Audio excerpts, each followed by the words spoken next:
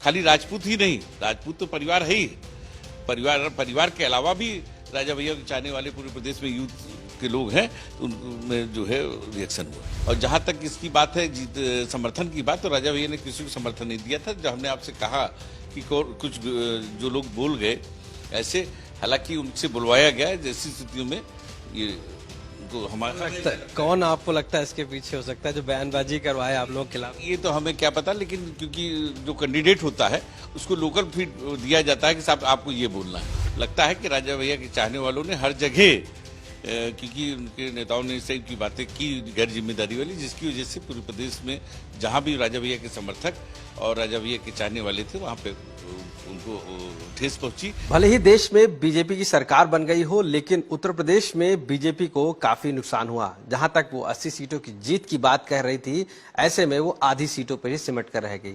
आखिर इसके पीछे की वजह क्या रही, ये पे जरूर बीजेपी एनालिसिस कर रही है, लेकिन हम पूर्वांचल की बहुत सी सीटों की बात करेंगे और साथ साथ राजा भैया की वो सीटें और राजा भैया जहां से बिलोंग करते हैं उस पर भी बात करेंगे कि आखिर क्या वजह रही कि पूर्वांचल की एक लाइन से कई सीटें बीजेपी हार गई। हमारे साथ अक्षय प्रताप जी मौजूद हैं, जो नेता हैं जनसत्ता लोकतंत्र पार्टी के और साफ साफ राजा भैया के छोटे भाई भी।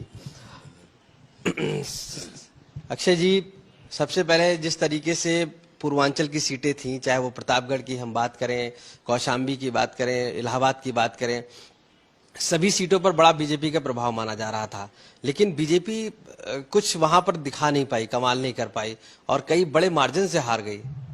देखिए, ऐसा है, जहां तक हमारे दल की बात है, हमारे राष्ट्रीय अध्यक्ष जी ने निर्णय लिया सभी कार्यकर्ताओं की राय के बाद कि हम जो है किसी दल की तरफ नहीं जाएंगे।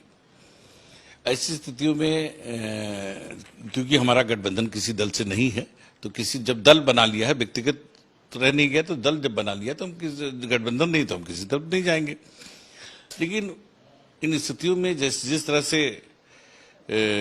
वहां पे कुछ भारतीय जनता पार्टी के नेता आके जिस तरह से उन्होंने भाषा का उपयोग किया, और जहां तक हमको जानकारी हुई कि उनसे कहलाया गया, भाई जो क्षेत्रीय होते हैं वो तमाम तरह से उनको फीडबैक किया जाता है आपको क्या बोलना है, जो हमें जानकारी है। ऐसी स्थितियों में उनसे कहलाया गया, उनको क्या पता क्या बोलना है क्या नहीं बोलना है क्षेत्रीय, उसमें उनसे कहलाया गया जिस तरह से उन्होंने भाषा का प्रयोग किया।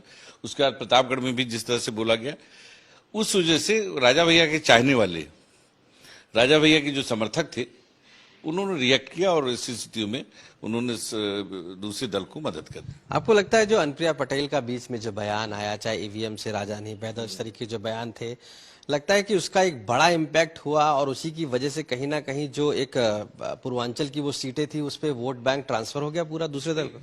किसी के कहलाने पे ऐसी बात नहीं बोलनी चाहिए कि ईवीएम से पैदा होता है, क्योंकि आप भी जानते हैं कि लोकतंत्र संविधान जो 1947 में रियासतें खत्म हो गई, तो लोगों को एक ही अधिकार मिला है, मताधिकार। और अपने मत से आप अपने 5 साल के जनसेवक चुनते हैं, तो जब जनसेवक चुनने का अधिकार मिला है तो उसको ये कहना कि वो राजा पैदा करता है, ये तो बड़ा दुर्भाग्यपूर्ण है। एक बात बहुत निकल कर आ रही है कि इस बार जो वोट है वो पूर्वांचल की उन सीटों पे, चाहे वो प्रतापगढ़ की बात हो, लेकिन उससे पहले हम एक चीज आपसे पूछते हैं कि आप लोगों की मुलाकात जो है, यानी राजा भैया की मुलाकात अमित शाह जी से भी हुई थी, तो लग रहा था कि बहुत सारी चीजें एक ट्रैक पर हैं, लेकिन फिर क्या ऐसा हुआ कि जिससे कि ट्रैक पर नहीं आ पाए? देखिए, राजा भैया की मुलाकात हुई, राजा भैया को उन्होंने जैसा उन्होंने बताया कि बहुत सम्मान दिया, बहुत सारी चीजें, लेकिन उसके बाद भी कोई बाहर कोई स्थिति नहीं बनी, इसलिए राजा भैया ने हमारे ख्याल से समर्थन किसी को न देके उन्होंने ये तय किया कि हम न्यूट्रल रहेंगे और किसी के पक्ष में नहीं जाएंगे। एक ठाकुर वोट की अगर हम बात करें तो बड़ी वो सीटें, चाहे वो प्रतापगढ़ हो, कौशाम्बी हो, लेकर गाजीपुर तक हम मान के चलते हैं। क्या लगता है कि पूरा ठाकुर जो वोट था वो नहीं गया बीजेपी को इस बार, नाराजगी की वजह राजा भैया का अपमान? देखिए, ऐसा है कि राजा भैया सर्वजात के नेता हैं और 1993 से 93 से लेके उनको कुंडा में मात्र 10,000 ठाकुर हैं, उनको सर्वजात के लोग मानते हैं, सम्मान करते हैं, उनको सारे लोग मानते हैं। और आज तक देखिए इतनी बार एमएलए बने तो सर्वजात की वजह से बने। जहां तक प्रदेश की बात आप करते हैं तो प्रदेश में राजा भैया का यूथ भी चाहने वाला है, यूथ की कोई जात नहीं होती। और राजपूत तो भाई क्योंकि परिवार है, खानदान है, तो मानता ही है, अलग बात है, लेकिन यूथ भी राजा भैया को बहुत सम्मान करता है। और जब भी किसी नेता के प्रति कोई टिप्पणी की जाती है, आप देखिए 96 से लेके देख लीजिए जितनी बार किसी ने प्रतापगढ़ को ललकारा है, उसका हर जगह पूरे प्रदेश के राजा भैया के चाहने वालों ने उसका जवाब दिया है। अब ये जो सीटें हम बात कर रहे हैं, चाहे वो पूर्वांचल की है, प्रदेश की, यानी जो यहाँ पे बीजेपी हारी है, वहां पर क्या सिर्फ विरोधी मान के चले हम कि जो लोकल जो उनके सांसद खड़े थे उनका विरोध है, और उसके साथ साथ जिस तरीके से बयानबाजी हुई, जिस तरीके से ठाकुरों के प्रति जो कहा गया, वो भी एक बड़ा रोल मानते हैं आप?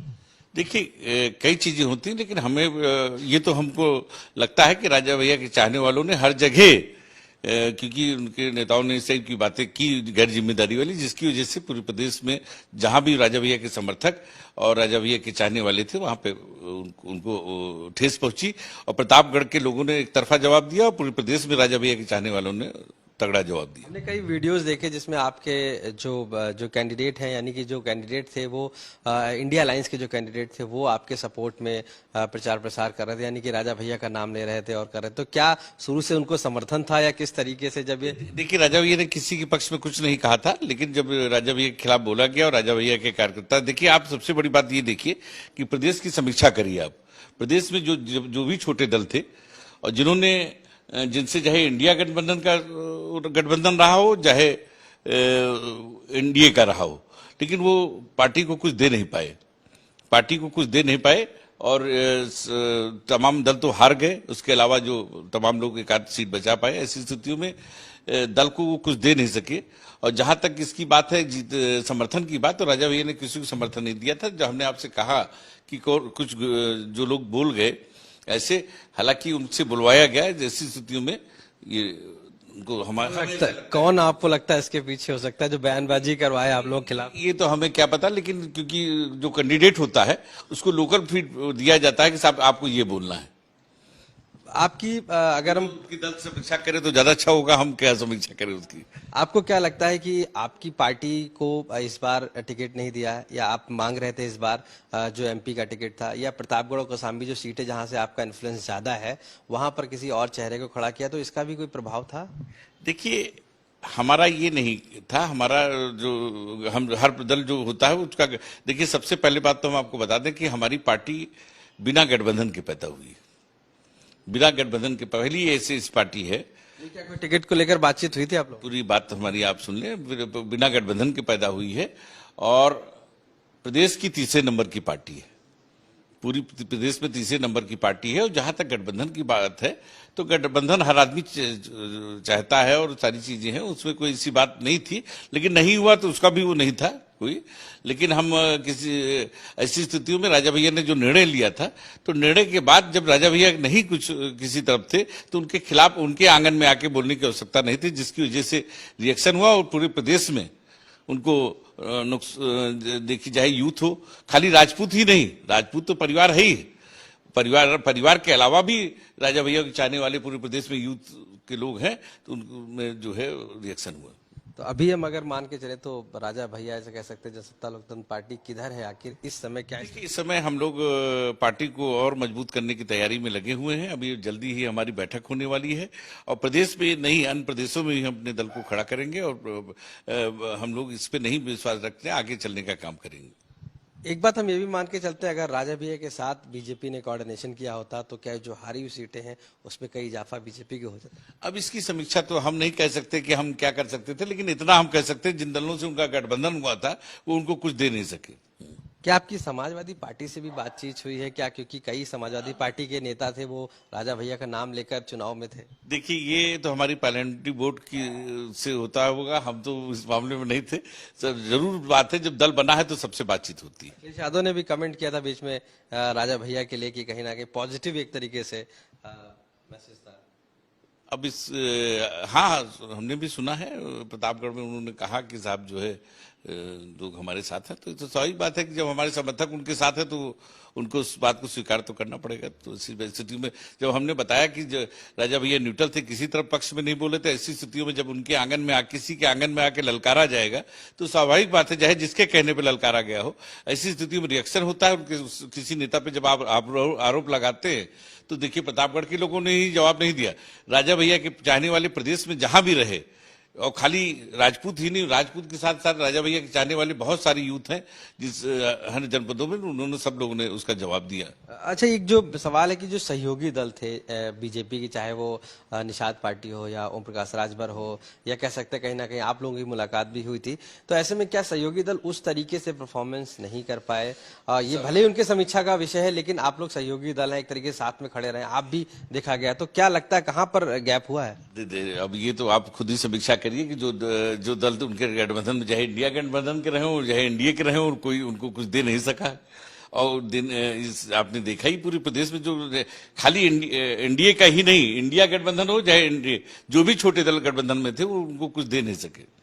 तो क्या अब विधानसभा चुनाव होना है 2-2.5 साल बाद, क्या लगता है आपको कि जो जनसत्ता दल लोकतंत्र पार्टी है वो कहाँ रहेगी? राजा भैया कहाँ देखते हैं अपने आप को? देखिए, राजा भैया हमारी जानकारी, हालांकि हमारा वो नहीं है, क्योंकि दल बना लिया है तो किसी तरफ रहने का तो सवाल ही नहीं उठता है। वो तो अलग बात है, बाद में गठबंधन हो, क्या हो, किसी से हो ना हो, तो चुनाव तो हम पूरे प्रदेश में लड़ेंगे, जहां तक हमें जानकारी है। पूरे प्रदेश में चुनाव लड़ेंगे। धन्यवाद बात करने के लिए हमसे। बहुत धन्यवाद आपको।